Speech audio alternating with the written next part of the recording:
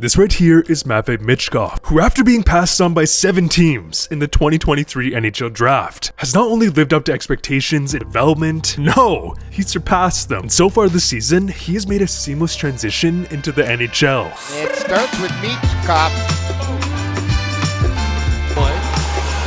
All the way across it goes. Excel waits in front. Michkov hits it home. They score.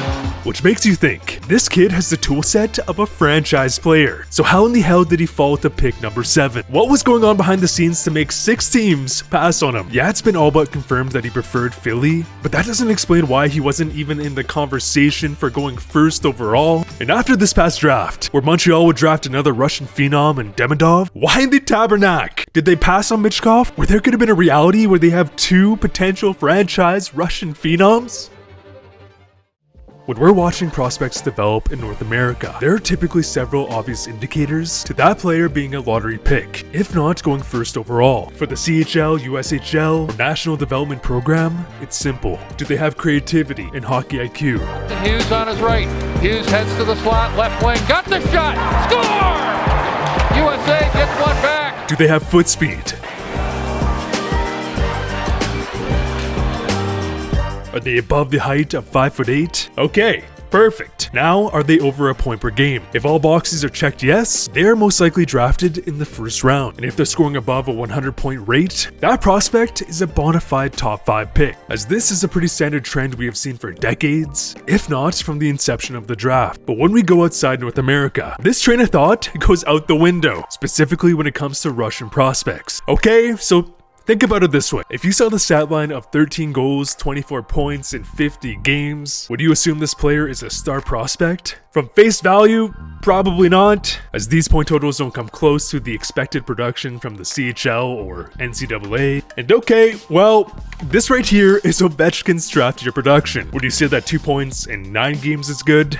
No. Probably not. Well, this was Nikita Kucherov's draft year production. A 2-time Stanley Cup winner, a bona fide Hall of Famer. But keep this in mind, a lot of top prospects don't get all the opportunities of a star player when playing in a place like the KHL. As it's not uncommon for prospects to get called up to the KHL to play like 2 minutes per game. I've seen it happen many times. So what I'm trying to say here is that when we compare North America to other countries, looking just at point production means nothing. If you single out just Russian phenoms and compare just their production, it paints a much better picture. On this graphic, we have some of the greatest Russian players in NHL history. Alongside of the draft, indoor draft +1 production. Here we have Ovechkin at the top of the list, Panarin, Datsuk, Kucherov, Malkin. So we're not just talking about some good players, no. This is a list of Hall of Famers. And well, here is Michkov. Yep, when we compare Michkov to past stars, the kid blows him out of the water and it's not even close. But here's the thing, this right here is Ivan Demidov this season, and right here is Michkov's draft +1 production. So not only has Michkov been putting up generational numbers, Ivan Demidov has been too. The things these 2 prospects have done has become so absurd that we North Americans don't even comprehend what we're witnessing. Это будет опасный момент. Иван Демидов, он в кадре, ну а Дианджело выполнял зрячую. Michkov hit across the line. He waits. He looks. He fires. He scores! The Montreal Canadiens, with everything they have coming on the horizon, have a star on their hands here.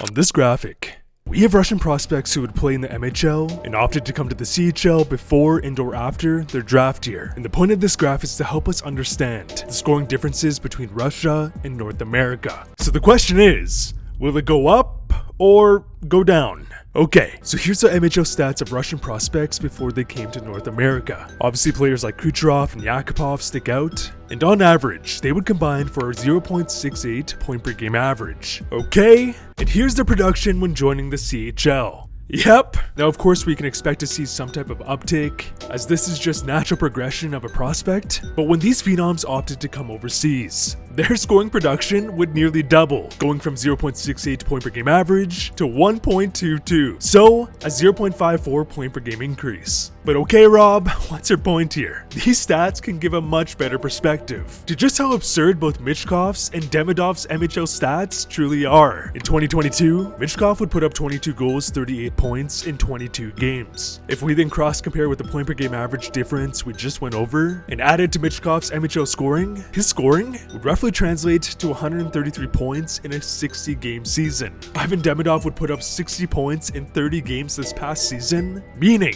his numbers would translate to 152 points in a 60-game CHL season. For some perspective, Bedard had 143 points in 57 games. Free and clear breakaway on Dick, shoots and scores! Now, let's make one thing clear. I'm by no means saying that if Demidov came to North America, that he would outscore Bedard's draft year season. Hell no. But what I am saying is that on average, we have seen a significant spike in point production from many Russian players. Therefore, I can't imagine that Demidov or Michkov's production would go down if they did come overseas. And if Demidov and Michkov come to the CHL and put up 120, 130 plus points, do you think that there's any shot that they get passed on 6 and 4 times? Absolutely not. And it's not like these two players are just putting up points, they're just stat padding. No, they are truly special players. Отдавай Демидову вот сюда, супер момент у Ивану Демидову. Ой, какой гол, 2-1, 2-1. This past season, the KHL would host an event where the top U23 players would match up against KHL teams. And keep in mind, the KHL is recognized as the second best league in the world. A league that is made up of many players who could play in the NHL and or ex-NHL players. So, I'll just roll some of Demidov's highlights. Ну 3 в 2 не получится, но выход! Демидов. Без, как говорится, какого-то воздействия 9-й номер упал в Акбарса. Демидов. Передача. Вот так. Вот. Продолжается. Бросок. This kid on a team of young players would dominate grown men as a teenager. Because as we know, the KHL is not a developmental league, as they are very traditional with their teams in the sense that even if you're a top player on the team, if you're a young player, there will be many games where you are confusingly placed on the 4th line and just lucky to play even 5 shifts, as this is what would happen to Demidov and Michkov. But when they were given a chance, they dominate. Укладывает его на лед один. Оставлять. Это чревато. Шайбу. Бум. Без шансов для Егора Завраги. Выиграли армейцы.